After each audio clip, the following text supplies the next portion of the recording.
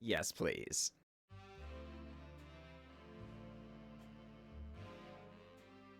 Greetings, everyone. I'm glad to be here, and I'm glad that you are here. Today's nonsense is in Historic, and we are playing with some of the brand new Capenna cards. Oh man, I'm excited. As many of you know, the set was essentially built specifically for me. WotC has never came out and said that, but I'm pretty sure it's true. I just love the aesthetic. I love the idea behind it. I love the setting, and in general, I love the new set. But on top of that, there are at least several cards that I feel like were designed specifically with me in mind. And first among them is the Halo Fountain. Look at this art. Oh my goodness. Now, admittedly, this is an alternate art, but oh my goodness, I love this. But 3 mana artifact. Pay a mana, untap target creature you control, and tap Halo Fountain. Create a 1/1 green and white citizen. Okay? Pay 2. Tap Halo Fountain. Untap 2 tapped creatures you control. Draw a card. Or 5. Tap it. Untap 15 tapped creatures you control. You win the game. Okay? So, not only does this create tokens, it also draws cards. Not only does it do both of those things, it's also an alternate win condition. Tell me somebody at Wizards of the Coast wasn't like, okay, let's build a card for John Likes Games. Where do we start? Well, it's got to be on New Capenna, right? And then let's make it Art Deco. Let's make tokens and draw cards and have an alternate win con? You got it. And boom, here we are. Here's Halo Fountain. It's specifically for me. The spice must flow. So then on top of that, there's another card that I'm really excited about as well. Rabble Rousing. 5-mana enchantment, Hideaway 5. Whenever you attack with 1 or more creatures, create that many 1/1 green and white citizen creature tokens. Now, they're not attacking or anything. You just create that many. But then, if you control 10 or more creatures, you may play the exiled card without paying its mana cost. And of course, Hideaway 5 says, you may, when this thing enters, you look at the top however many cards, in this case 5, exile 1 face down, and then put the rest on the bottom in a random order. And then, so we would be able to cast it for free once we get the 10. But the important thing is, this is making just bajillions of creatures, and hopefully we're going to be doing things. What else are we doing? Well, I mean, it's I'm here, so we're making tokens, doubling them up with some Parallel Lives, some Anointed Procession stuff. We're making tokens primarily with Legion's Landings, Raise the Alarms, Verdant Commands. We have a little bit of help here from Emmara, because I think the Halo Fountain being able to untap would be really, really sick. And then, of course, Wedding Announcement as our primary way of growing them, but also just producing tokens as well. And then just some board sweepers to hopefully try and keep us in the game. We have 4 Doomskar and 2 of the Wrath of God effect. 1 Day of Judgment, 1 Wrath of God. And that's the deck. So, is it going to win? I don't know. Let's find out.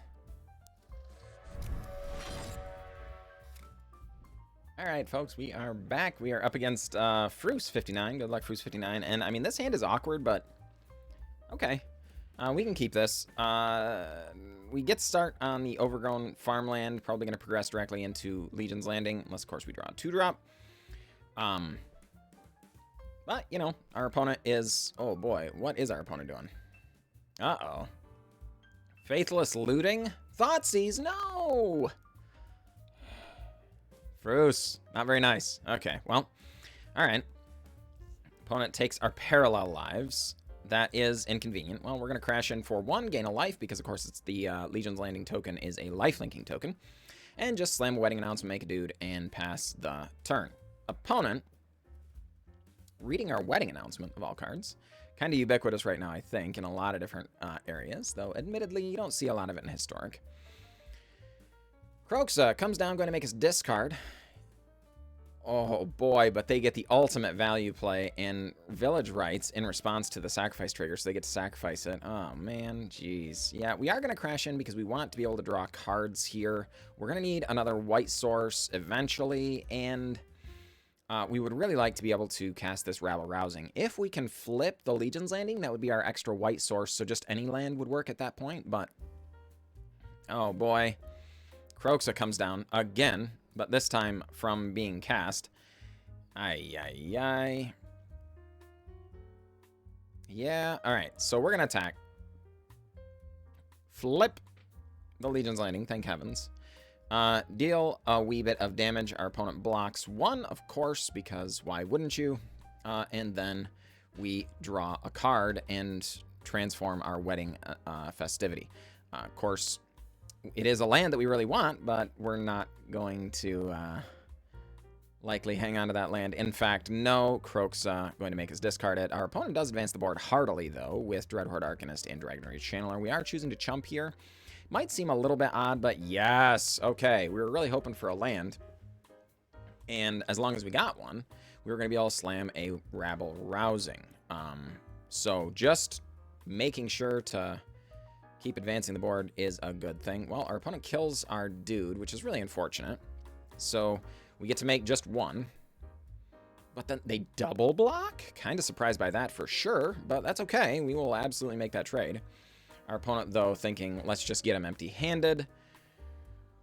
And then they're going to crash him with the Dreadhorde Arcanist, almost certainly, and then, you know, Unholy Heat or Fatal Push or something our token. Yeah, it's true. We take some damage. We take a whole bunch more damage, drop way low down to 13, and oh boy, it's a Rabble Rousing, which is great, but not so great is we're going to have to kill or sweep the board and likely lose it if they bring back the Kroxa. Of course, they do have 25 million cards in their graveyard, so bringing back Kroxa would make us discard the Rabble Rousing. Yeah, sure enough. Here it is. All right. Well, okay. Trying to decide how to go about this, because the Halo Fountain, remember, can untap creatures to draw cards, and this would let us, you know, hopefully make a land drop, right? But just making an extra dude here suddenly sounds like a better plan. So we could have done this on their turn, but of course, in my mind, I was thinking we're just going to draw a card. But then I got thinking, you know, we might have to discard that card. That would be unfortunate. So what if, yeah, what if we just didn't? And we chose not to, so we didn't. Of course, that the Verdant Command also allows us to exile cards from the graveyard, which was tempting, but, you know, not tempting enough for us to avail ourselves of that mode. So we are going to go ahead and start crashing in here. Get the Rabble Rousing going. Yes, please. 2 more dudes. Okay, well, we will kill one.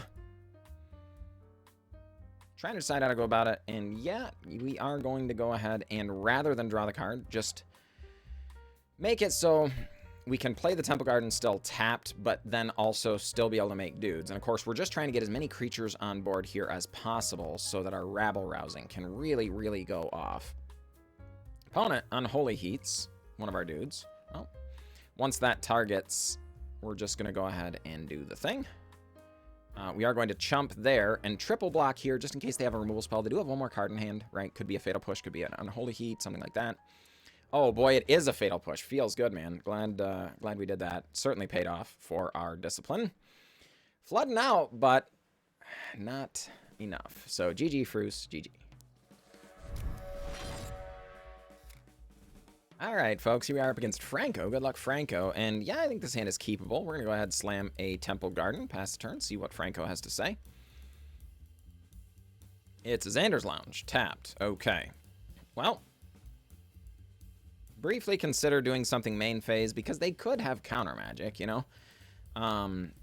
But I don't think it's worth it. Oh boy, good on us for being patient. There's a Maestro's Theater. Unlikely to have counter magic now, I would think. And Knight of the Ebon Legion comes down. Well, we go to the end step and just slam a Verdant Command. We are just going to gain a life, put in the dudes. Don't mind if I do. And briefly considering holding up for Raise the Alarm next turn, you know. There is some value in that. It's, you know, and because we could cast it on their turn and put our opponent in a potentially awkward situation. We are going to chump. We don't want the Knight of the Ebon Legion to start getting counters, and we should, you know, we should be able to make quite a few creatures here, so. Franco, thinking about things. Oh, boy. That's a good one. Yep. We actually want the dudes here rather than draw a card. We could have gotten in for one, but I I don't know. I don't... Oh, boy. I don't think we're super worried about being aggressive here. I think we're planning on going over the top, darn it. Did kind of want a land there, I can tell you that. But it's also pretty okay to just slam a wedding announcement and make even more 2/2s now. Because, of course, wedding festivities flips. Opponent, Heartless Axe, spending actual physical removal on our creatures. And pass the turn, indeed. Oh, boy. Don't mind if I do. How about that Rabble Rousing, huh? Huh? Yeah, Hideaway. Oh, boy. It's another Rabble Rousing. Don't mind if I do. Opponent going to pump that Knight of the Ebon Legion. That's okay. We're going to slam another Rabble Rousing and put... How about another Rabble Rousing under it, huh? This has those teachings for teachings, or Mind's Desire into Mind's Desire style plays feeling. Oh, crud, our opponent slams Sorin Imperious Bloodlord, and then Lord Xander, making us discard, doing some pretty nasty things to us there. But, you know, we've already got Rabble Rousing, Anointed Procession, and... a flipped wedding festivity. Like, this is just a lot. So we are going to crash in. We're not going to BM our opponent at all. Well, maybe a little bit. You know, just generate some 64 2/2s. That could be considered BM in some circles. But either way, GG.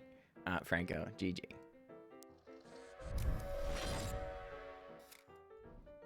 All right. Sachet. Good luck, Sachet. And yeah, Legion's Landing. Come on down. Do the thing. All right, Llanowar Elves. So we're just gonna jam. We don't expect a block here. Maybe might not have bothered covering it, but there's... It's no great surprise that our opponent elected not to block with Llanowar Elves, right? All right, Elvish Archdruid, sure. Well, we're gonna raise the alarm, try and flip a Legion's Landing. We need to stop drawing lands, though. That would be nice, for sure. We do eventually want to do things. Our opponent not willing to risk their Elvish Archdruid. Makes sense. Wedding Announcement comes down. We draw a card because of Wedding Announcement's ability. It's a Raise the Alarm. Finally not a land. That much is good. We are up against elves, though. So it is exceedingly likely that we need... You know, we're going to need a board sweeper. Maybe two. Right? Oh, boy. Our opponent goes with Collect a Company to start the turn, gets a Gala Greeters, and then goes with Elvish Archdruid after that. Well, did not get a board sweeper, so let's just go ahead and get down a Wedding Announcement. Our opponent elects to take it because they're worried about what we might do, and their creatures are too valuable. So we just draw the cards. Here's to the bluffs, yo. Opponent goes with Jaspera Sentinel. Boy, they are going wide. Gala Greeters. Puts a counter on. And opponent still has roughly 250 million mana. Those Elvish Archdruids tap for a lot. And Crater Hoof. Okay, well, you got us, opponent. You got us. Good game, Sachet. Good game.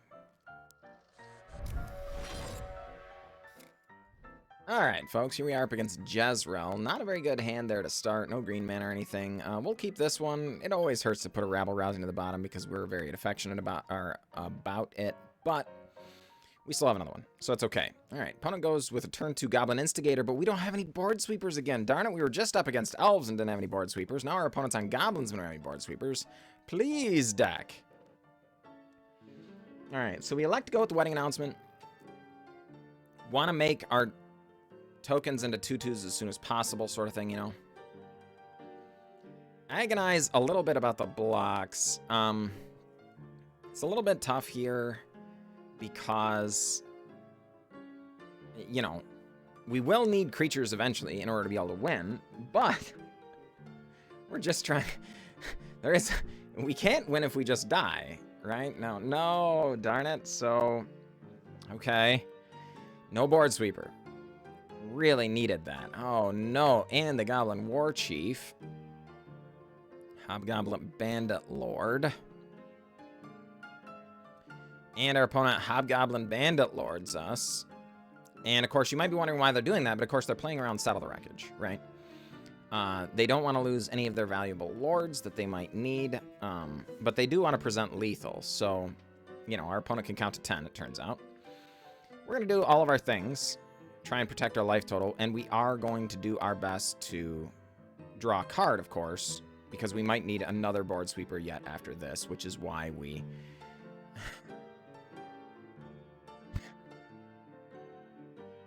Hey! Well, trying to do the computations here. And as long as our opponent is willing to attack, which seems likely, we are unlikely to be able to survive here, right? Oh boy, as it turns out, they had Muxus. Okay, you got us. You got us. GG, Jezreel. GG.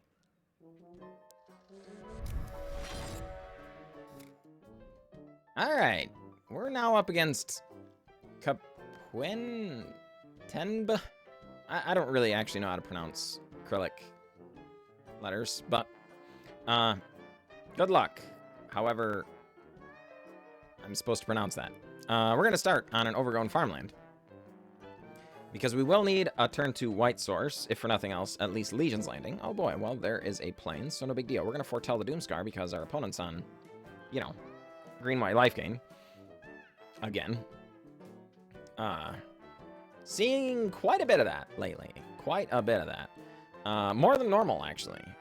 Which is a little astonishing because, darn it, we were seeing it all the time before. Alright, so we elect to go with a wedding announcement here. Well, why do that? Well, because there's several creatures that are really, really threatening out of our opponent. Honestly, Ajani's Pridemate gets big, but it's not that threatening. We're like Voice the Blast gets flying and vigilance. The whatever that Soul Sister is called, Soul's Attendant, I think, or is it Soul Warden? I don't know, whichever one we've got on the client. Also gains them life when our creatures enter, things like that. And at this point, they haven't done anything truly threatening. We can chump block a 35-35 Ajani's Pridemate all day long. If they start doing other things, though, that's scary. Well, darn it. Skyclave Apparition is really annoying. Did want to keep our parallel lives around. It makes the chump blocking much, much easier. Opponent going to crash in for 9, and we are going to jump in front, of course. Alright, well. We just decide, let's continue to stay the course here. Our wedding festivities flips, so our kind of free chump blocking train has come to an end a little bit. Oh boy, and there it is. That was one of the key cards that we were worried about. And just upon cast, it is already a 5/5. Opponent gonna slap a land on there, crash in with the Ajani's Pridemate, and we're gonna jump in front. Of course, we were leaving open the possibility of Raise the Alarm, but of course, we're not gonna do that because we're going to sweep the board here. We could have attacked, but they just block with the Voice the Blessed. It doesn't really accomplish much. And it does open the door for some other possibility to do something a little silly. Okay, well, we're expecting a Collected Company here, but, you know, we've got more Doomskar. So if we can bait it out during combat, that's actually better for us, right? So, debating whether or not to play our Emmara, because it would be nice to have the third creature so we could flip Legion's Landing and start making creatures essentially for free every turn. But decide not to because we're pretty sure we're going to be Doomscarring and or Wrath of Godding this turn. Sure enough, they do have Collected Company. It is a Skyclave Apparition, which is a good hit, no doubt, but not one we're really concerned with. Okay, well, shoot. Here is Ajani's Pridemate, and that is,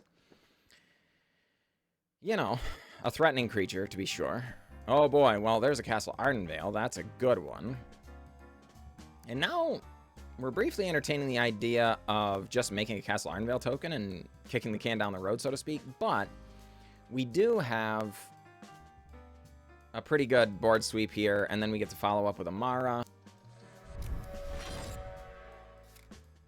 All right, folks, here we are up against Lindro. Good luck, Lindro. Awkward. Awkward, awkward, awkward. No green mana. But we don't have any green cards either. We will need to draw lands in order for this deck to work, so I guess let's just rely on getting lucky, shall we?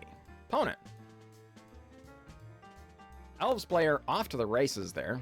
So we play a second white source. Did not draw a land yet. This is terrifying. Oh my goodness. Our opponent commits their entire hand. It's turn 3, and our opponent has their entire hand on the board. Good lord. But they do attack with everything, trying to get the game to end because they don't have any collected companies or anything. That is good for us because they threw one of their lords away. In fact, their only lord here. Now, they do have 6 mana available, but it requires them to tap all but one of their creatures. So we are able to jump in front of the Allosaurus Shepherd. Land drop for the turn and Wrath of God, Lindro. Yes, please. They take a card draw for turn and scoop it up because... yeah. Okay. Alright, folks. Higier. Good luck, Higier. And yeah, I think this is fine. Legion's Landing, come on down. Opponent starts on a Watery Grave tapped, though. What are you doing over there? Ooh. Hallowed Fountain tapped. Okay, we attack. Trying to decide if it's Verdant Command or Emmara. Verdant Command lets us flip the Legion's Landing. But importantly, it also potentially baits a counterspell. So if they don't counter this, they have to use like a removal spell on our token, which feels great. In order to prevent the Legion's Landing from flipping, you know. They don't counter it. So, oh, well, they don't use a removal spell, but they do capture our 1/1 lifelink with the Archmage's Charm, you know, just to prevent the Legion's Landing flip, obviously. We're not going to attack because if they have a spot removal spell, they would, you know, be able to prevent the Legion's Landing from flipping again, and that's clearly a priority here. Okay, our opponent was very much holding up potentially either Settle the Wreckage or Wandering Emperor. Both of those were fine as far as I'm concerned. They do get to get our Emmara here, unfortunately, but we flip Legion's Landing. Yes, opponent goes with the counter, gains some life, keeps their creature around. All these things are fine. That said, we have Halo Fountain and the ability to make a dude right now. Don't mind if I do. Trying to decide if this is overcommitting to the board, and it might be, but our opponent was definitely representing that they didn't have the ability to sweep the board. So, you know, otherwise they wouldn't have done those other things, right? So, well, interesting. We very carefully tap our Adonto Vanguard, or Adonto the first fort there. Because we're about to flip our Legion's Landing. Trying to decide how to go about this. Definitely feel like Ashiok needs to die. And we're trying to, but we know 2 of our creatures are going to die, right? So we elect to keep our lifelinking creatures back. And then we're going to untap some things and draw cards here. Looking for inconvenient. Looking for, you know, anything that does things, right? Another Halo Fountain wouldn't be bad. Let us spend all this extra mana. One of the hideaway things would be great. Trying to decide how to go about this. Eventually, we'll need to handle these vigilant creatures. They're really, really annoying, but our life total is also really, really high. So, ho, ho, ho, ho. Rewarded immediately. Please don't counter me. Please don't counter me.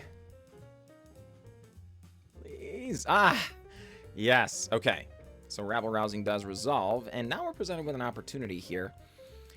It was very, very tempting to go with, like, Wedding Announcement or something just for more card draw, but we do have the Halo Fountain down, so here's what it is. So we're going to attack with what would normally be deemed a very, you know, poor attack. We're just suiciding 3 of our creatures and trading our other one, very obviously, into their board.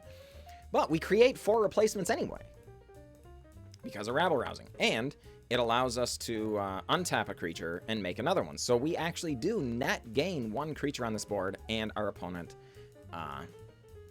does not keep their 1/1 that they create around, obviously. Well, so here's the Wandering Emperor doing Wandering Emperor-y things, but we really, really want to keep our 5 creatures alive this turn. Because then we flip Rabble Rousing. No. Or, well, we get the hideaway off Rabble Rousing. Well, okay, we're not going to block here. We're going to keep taking damage down to 22. Not feeling good about that. But, okay. So,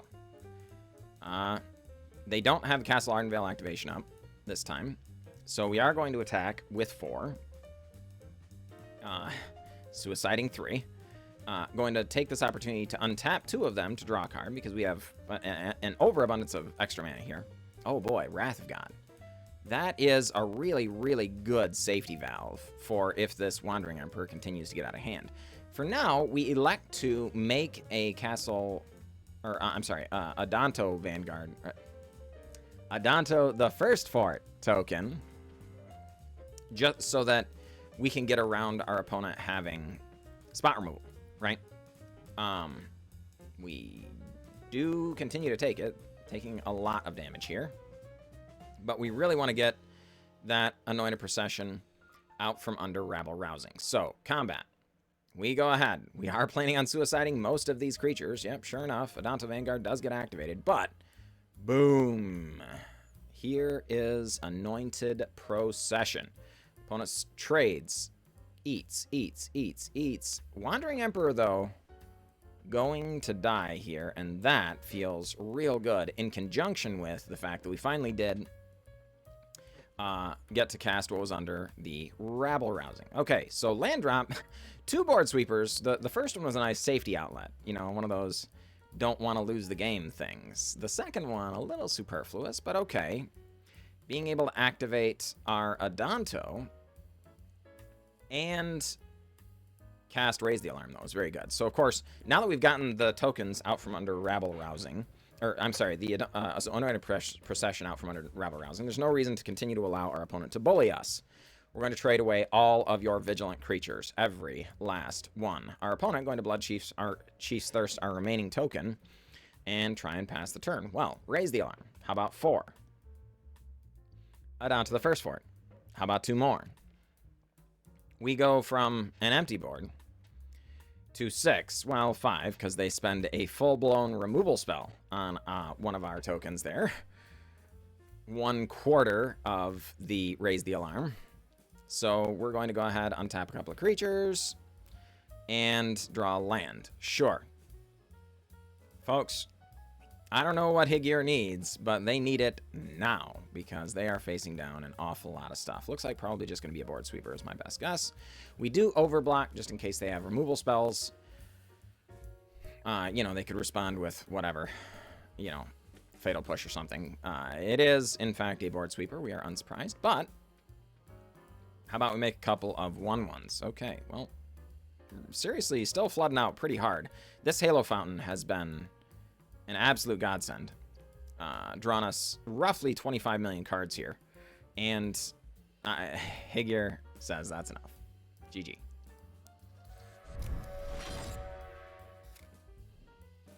Alright, folks. Here we are up against Jiraiya. Good luck, Jiraiya. Hand's a little questionable. 4-landers are always a little scary, you know, but we're going to keep it. We have stuff to do, so fine. Lands to do it with. Fine. Jiraiya goes with Fabled Passage, just immediately cracks it. We're not going to do any of this holding on to it nonsense. So we're going to go ahead and play a Temple Garden tapped and not do any of that holding on to it nonsense. So, what do you say? Oh boy, Cragcrown Pathway. Wait a minute. Energy. All right, fine. How about Emmara Soul of the Elements? Not Soul of the Elements. No, Soul of the Accord. So our opponent just goes ahead and passes the turn. Not a great thing from them, to be sure. All right, so we're going to go ahead and slam a land. Emmara going to try and capitalize on our opponent missing land drops and Wedding Announcement. Please, just one more land drop. And no, darn it. All right, well, our opponent does not continue to miss land drops. Rogue Refiner. Yeah, that's all but going to ensure they miss no more land drops. Draws a card, gains some energy. Okay, but they're on the back foot, so we're going to try and capitalize on that. Just keep jamming. Sure enough, they will trade with our Emmara. I don't blame them. They want to stop the flow of creatures. So we're going to hold on to our Doomskars in hand because we don't want our opponent to know about them. And we were hoping the Wedding Announcement draw would be one of our instant speed token creators. either the Verdant Commands or Raise the Alarms or something like that. Since we're already planning on end of turn Verdant Commanding, drawing another one of those would have been great, you know? And since we know we're going to be able to make it to 5 mana without any problems, obviously, if we did need Doomskar, it would just be kind of one of those temporary inconvenience situations. Well, all right, so since we're on 5, how about we slam a Rabble Rousing, huh? How about that? All right, Hideaway, what do you get? Oh boy, there's a whole bunch of options here, folks, and the every one of them is tempting. Even Legion's Landing is more tempting than it sounds because you can flip it, right? But we're kind of expecting our opponent to go hog wild here. A lot of these energy decks are doing really, really powerful things. So we just go for Rabble Rousing into Rabble Rousing since we know we can get it this turn. We're just going to go ahead and check again. Well, how about an Anointed Procession this time? Oh boy, folks. It is happening. Whirler Virtuoso takes a free block. Eats our creature, and Wedding Announcement going to draw us a card, turn them all into 2/2s. That's right, folks. We have 9 2/2s right now. So we're worried about Aetherworks Marvel just coming down, ruining our day. But no, it's another Whirler Virtuoso, which is the backup win condition, and they have a lot of energy. So these Thopters would be good, except they're 1/1s. All of our creatures are 2/2s, and we're getting them essentially for free. In this case, actually for free. All these citizens are just showing up. Rabble Rousing into Anointed Procession. Folks, we're swinging in for a lot. And opponent blocks. Indeed. Yup. Does not bother making any Thopters because they're going to live at 1. So we're just going to also just trade BMs here and go with Wedding Announcement, draw 2 cards. I assume the reason they didn't is they're trying to get... They want to have enough energy to activate their... Aetherworks Marvel as often as possible so that they could Ugin. But it didn't matter because we got them. GG, opponent, GG.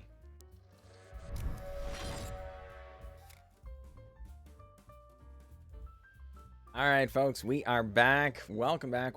And yeah, I mean, we had a blast. The deck was a lot of fun. It struggled in some ways. I tried to show you some of the more interesting games, and even then, some of them, honestly, didn't even seem that eventful to me. You know, it's early on in the season, obviously, so we saw a lot of elves, a lot of goblins, and a lot of life gain, which is good. You know, those are good decks to ladder with. You know, very consistent. You're going to get your wins in. It's going to be more than 50%, if only barely, you know. And it all happens quickly. So the problem was a lot of the games just wound up being very, very repetitive. Didn't even show you all of, you know, well, hardly any of them, but just because there were just so many matchups that we just, you know, it was like life gain, and stuff like that. So, you know, it is what it is. The deck did okay, but not great. I would not encourage you to craft it in the current iteration. I definitely think some of the numbers need to be played with. It's possible what we need is something where we rebuild easier. So maybe we ditch the Emmaras and maybe, I don't know, 1 or 2 of the Parallel Lives and Anointed Procession effect maybe or something, or maybe one of the Rabble Rousing or something like that, for something that repeatedly adds them. So maybe, I don't know, Dawn of Hope even or something. It's a little slow. And then I think we also need to up our board sweeper count, at least if you're going to be playing it right away, early in the season when everybody is just trying to jam the ladder, you know. If you're just playing it for fun, maybe in the play queue or something, then, you know, honestly, it might just be fine the way it is. Because it did go off and do its thing, and it was a lot of fun when it did. And it's not like it was grossly outpowered or anything at any given point. We were, even in our losses, things were pretty close. Again, when we were losing to, like, elves and stuff, we needed a board sweeper. Well, okay, you need those. And especially early in the season, the fact that we're on 6, maybe that just means we needed to be on 7 or 8, right? So you might consider that. But the deck was a blast. Would I encourage you to craft it if you're just into tokens and stuff like that? Absolutely. Would I encourage you to bring this to a tournament or you know, if you were trying to get into the top 500 Mythic or something, absolutely not. So do with that information what you will. And if you did enjoy this video, please drop a like. It really, really does help the channel. Without those, YouTube doesn't know to recommend my video and stuff. And, you know, it's just so difficult getting off the ground on YouTube these days. So thank you to all of you wonderful folks, and I will catch you all next time. Good night.